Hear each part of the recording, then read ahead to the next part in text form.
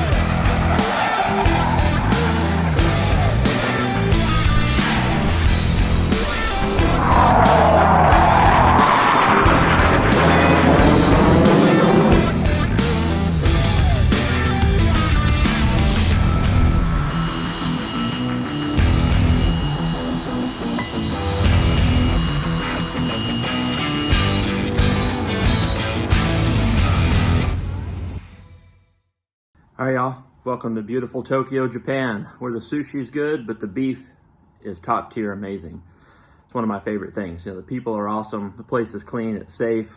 It's just one of my favorite places to travel outside the US. Anyway, we're talking about the A4, and of course we didn't get here in the A4. As most of you know or are learning, I fly a bunch of different stuff. We came over here on a Gulfstream, and wonderful aircraft. We'll do a whole episode or two or three about that later, but we're talking about the A4 today. So a lot of people ask, how did I get involved with the A4?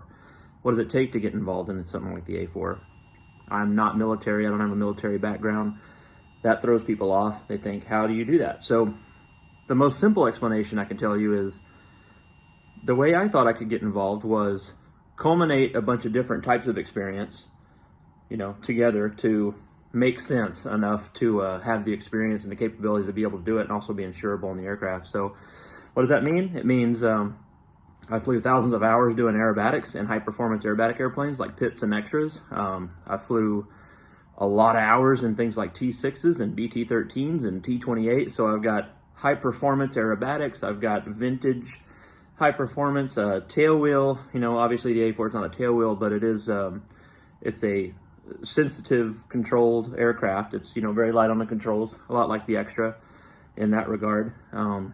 It's very maneuverable, very high performance. And then of course you have the jet component. So older jets, turboprops, and then even into the new jets. So all of that experience comes together and kind of makes sense if you put it all together, right? So you have high performance, maneuverable aircraft, doing air shows, vintage, turbine, jets. Okay, maybe we can make some sense out of this. So people wonder, how does someone like me get to fly that? And that's how. And it took years, took thousands of hours. It took a lot of effort and persistence, but you know, it happened. So I know there's not a whole lot of civilians out there flying A4s, but I'm one of them and I'm really proud of it. I don't take it for granted for 1 minute, but that's how you do that. So this thing's so tall that it actually needs the taller jacks, which of course always get in the way, but you gotta have them. The cool thing about these jacks are they're A4 and Harrier jacks. The A4 sits higher than the Harrier, so they actually had to spend a lot of yesterday switching out the legs to make the legs tall enough for the A4, because they last used them on the Harrier.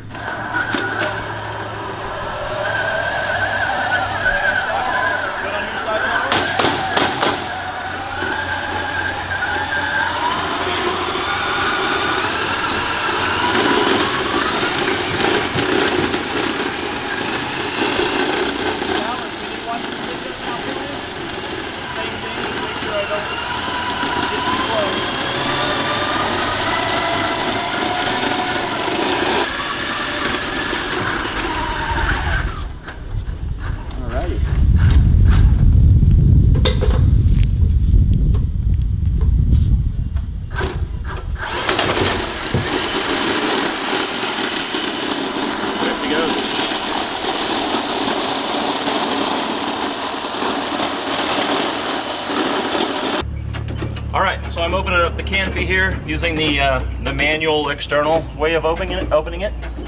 Of course, the engine's not running, so there's no hydraulics hooked up, so we're actually opening a valve here and pumping hydraulic pressure into the canopy to get it open. These types of emotional events they stick with you forever. So Jerod and I have done it, I've done it, we've put guys in that cockpit and they'll start crying. Yeah. You know, happened tons of times. Some pretty hardened men who have seen yeah. some things They're turn like, into "Holy little cow." babies, and it's the most heartwarming thing Yeah. ever in a very real way. Yeah. So we instead of sitting there and saying, here's this, do you remember this, we literally just get out of their way and let them sit there, and they'll just get lost in thought, and you can see it. Yeah. So this has a huge impact, and then not only the impact on the people that actually had something to do with this, the impact of people on people who had family members that did this, maybe sons and daughters and grandkids now, and they're like, oh, this is what granddad flew or whatever, and I always share with people that the thing about making them live and seeing this airplane come to life is it one thing to see it at a museum or see it sitting there, that's what it was, granddad flew that or what have you, but then it comes out, it starts up and it flies. And in the military, what makes this airplane a little bit unique, in the military there were all sorts of infrastructure to make everything go. As a civilian airplane, you really have to try to streamline that infrastructure so that a civilian person and a small team can operate it. In the military, you got guys waiting for it when it comes down. They fix it, they maintain it, they push it back out. You got guys on the ground to get it to go and leave. You got guys on the ground everywhere. In this situation, you got a few guys, and you have to.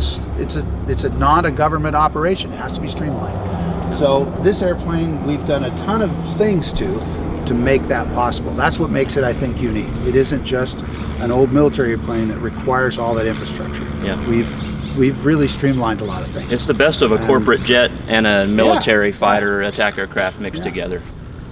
It's just been really cool experience. You know, as a kid, you know, it's a bit of a complicated airplane, so as a kid you can't do much, but my dad still find things for me to do. He'd give me a screwdriver and have me take panels off and stuff like that, and it was just really cool to, you know, not only get to see it and be around it, be a part of taking things apart. And, you know, as a kid I'd always clean it. You know, you go to air shows and clean it, and then it's been kind of cool as I've grown up and learned and grown in ability, I've been able to learn more in depth about it and actually be able to work on it for reals. And so that's just been a cool thing, growing up and maturing and learning with something as cool as that to be what you get to play with and learn with. It's just a really cool experience. All right, so many people ask us, how do we get this thing started? And a lot of people assume that the thing has a starter. It doesn't. A lot of Navy aircraft, especially military aircraft, don't have a starter because it's added weight. They have guys on the ground that can take care of this. Well, what we do is we have what's called a Huffer cart, or an air start cart, or a pneumatic start. There's a lot of names for it. We call it the Huffer. It's this GTC 85. What it is essentially a jet engine packed into an aerodynamic little bomb drop tank looking package. And the reason for that is you can actually hang it on the center line and fly it into an air base, so you can have the capacity to start the aircraft. But what we use it for is our main starter. You start the engine, this little jet engine. It has a valve. You can turn the valve onto this hose. This hose blows air right directly into the air turbine starter in there. Start spinning this jet up. And once we hit about 35 to 45%, now the engine's spinning fast enough for the jet to take over on its own. The engine's running, then we'll disconnect this. So that's what this is. It's extremely loud, it's extremely cool, and one of the fun things that all the old guys used to tell me is they would sit on this thing, put their feet here, drive it around, because it actually does produce thrust out the back. I've never done that. It's kind of tight in here. And I know it has nothing to do with me being about 50 pounds overweight, so that's not it. These are kind of known for being one of the smaller cockpits out there as far as military airplanes go, especially for as big as it is. It's pretty tight. It's very slim. The back seat's slightly wider than the front seat, but 99% of the time I'm in the front. So what we have here is we have the control stick, we have trim, we have the old bomb pickle stuff that we don't drop anymore, but it's there. We have the trigger up here for the firing mechanism, but that's now a push to talk. So we have one on the trigger, we also have one on the throttle, so that way no matter which hand we're using, we can communicate with ATC or our wingmen or whoever we're talking to. When this was restored, they restored it to be as functional in modern airspace as possible without compromising the stock look. It was very important to the builders that they did this. I wasn't around then, but I really appreciate what they did. It's extremely well thought out. We have a couple of Sandels in here. One of them is made for basically as HSI. One of them is the main attitude indicator. We have a standby down here, but those are great. They're paired to our Garmin here. This is a new touchscreen Garmin that we did put in while I have been managing the aircraft, but we just replaced it due to the ADS-B requirement, so now the aircraft has the ADS-B. So we got the VSI, which is the vertical speed indicator, altimeter, and we have a combination airspeed and Mach indicator. We have the gun sight switch up under here. I know it's hard to see for you guys. Angle of attack indicator, which is also accompanied by this angle of attack indicator up here. We have a G meter, we have a timer, and of course all the engine gauges. Pressure ratio here, people are known as a EPR, they would call it, the engine pressure ratio. We can set that to what we're expecting for the takeoff of the day. We got an EGT, which is the exhaust temperature. The percent RPM, this is kind of a cool one if you've never seen this. This one comes up as the main big numbers, and this one goes around as the tenths. It's kind of cool. Of course, a fuel flow and a fuel quantity. This fuel external button is actually, I can push it and find out how much fuel is in the external drop tanks we talked about earlier. And when I let it go, it goes back to telling me what's inside the jet, which we call internal. Down here is all the armament stuff from back when it was in the Navy. This aircraft was actually in a squadron out in Hawaii called VC-1, and it was an aggressor aircraft. So let's go over on the left side. Do you think you can bend around and see that? Yeah. Am I doing okay? That's what you want? Great. Okay, so right over here you got the landing gear. The cool thing about military aircraft you'll notice is a lot of times the switches actually resemble what they do. So this is the landing gear. You can see it's got this little tire on it, it's got a red light in it, but if you're flying at night, you really don't want to mistake what you're pulling on. That's the landing gear. We got the flaps over here, they're kind of shaped like a flap, right, stuff like that. So these are the indicators. When there's no power on the aircraft, or let's say you lose a generator, this is what the indicator is going to look like. They're hashed out. When the power is actually on the aircraft, which we'll show you here in a little bit because we're going to be able to run the power, when the landing gear is down and locked, you'll see actually 3 little tires there. And when the landing gear is up, it literally says up, up, up on it. Here's our flap indicator. We usually take off with the flaps at half. We land with the flaps at full. And we'll be able to see that. One of the things the A-4 is known for is its slats. A lot of airplanes have these, but this was an early design. This aircraft obviously designed by Ed Heinemann. Most people that love the airplane know well that he was a magnificent aircraft designer. These slats are not controlled by me in the cockpit per se, by electronics or hydraulics or anything. I can control it via air pressure and G load and airspeed. Okay, and what I mean by that is, when I'm in normal cruise flight, they're gonna be up. If I go to, let's say, stall the aircraft, we're not getting enough lift, these will actually come out on their own. Aerodynamic forces will cause them to come out and try to get more and more and more lift until they're fully extended. That increases the surface area of the wing, tries to increase the lift. Eventually it'll stall and these things start shaking. It stalls pretty honestly as long as you keep the yaw out of it. But if we're coming in on approach, you'll actually see a video of us flying it, and these are just dancing independently of each other beautifully. About 200 knots is where they start to trickle out. 350 knots, I'll go up and do a slat check where I'll actually bank the airplane, yank back on it, and get the slats to come out. But these are all completely controlled by the aerodynamic loads of the airplane. A lot of people ask me about these, so I figured I'd give you a quick explanation. Well, so you might ask, how do you get checked out in this aircraft specifically? What do you do? What does it take to get trained in an A-4? What does the FAA require? So that's a good question. So what we had to do was, when I say we a lot because it's a team effort, you know, but what I had to do was go and fly the aircraft with an instructor. So I flew the A-4 with an instructor. I did a ground training program with him, a whole ground school that he basically developed. It was very thorough, it was really good. The guy had about 3,500 hours or something like that teaching in the A4 and flying the A4, and he also went on to fly the F-14, so a lot of experience. He's also an air show guy. Most of you might know him. Shout out to Buick. So he helped me get squared away in the A4. So after all the training, I went and did a check ride in it. The check ride is very similar to like an ATP check ride. So all the maneuvers, the approaches, upset recovery, all that kind of stuff. And then, then you have your experimental type rating. It's essentially a type rating that goes onto the back of my pilot's license under the experimental authorization section. And it's on there along with things like the T-28 and the S-211 and stuff like that. So that's how that worked. You really just get trained in the jet because there's no simulators, and then you do a check ride in it. So that's how that worked out.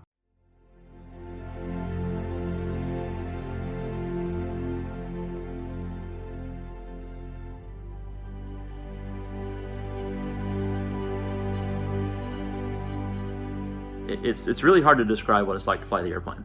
It's basically like a fighter attack aircraft that maneuvers like an extra 300, except it actually rolls almost twice as fast as an extra 300. And it's just incredible.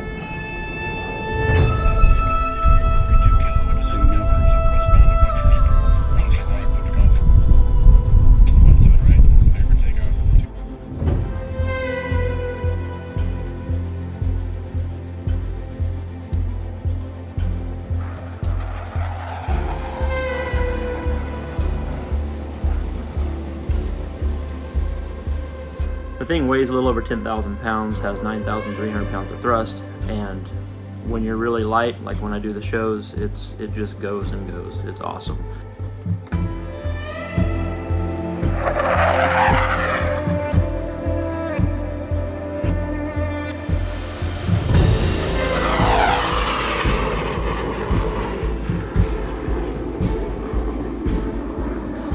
It's rated to go over the speed of sound, although I've never done it, and it doesn't seem to really like it, but I have had it to 0.97 or so, and it did that pretty easily.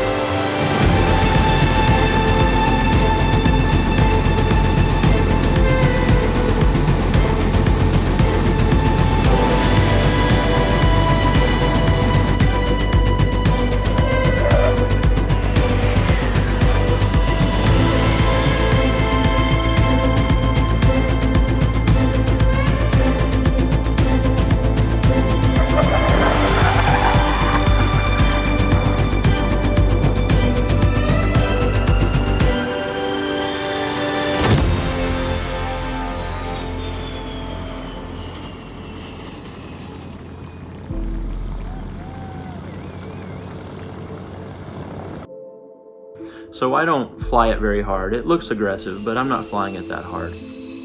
Doing a few 500 and something knot passes, at relatively low level, pulling away from the crowd, showing the roll rate. I mean, it's a pretty incredible jet to fly. Well, there it is. That's the A4. I hope you enjoyed it, and if you did, please hit the like button, to subscribe, hit your little alert bell, let us know what you think. And here I am in another city. I don't know if any of y'all recognize this, but I'm in Austin. So rest assured, we're going to be bringing up some more videos of this awesome jet. I love it. There's way too much to say about it in one video, but stay tuned. I hope you enjoyed it. Let us know. Like, comment, subscribe. Thank you guys so much. Appreciate it.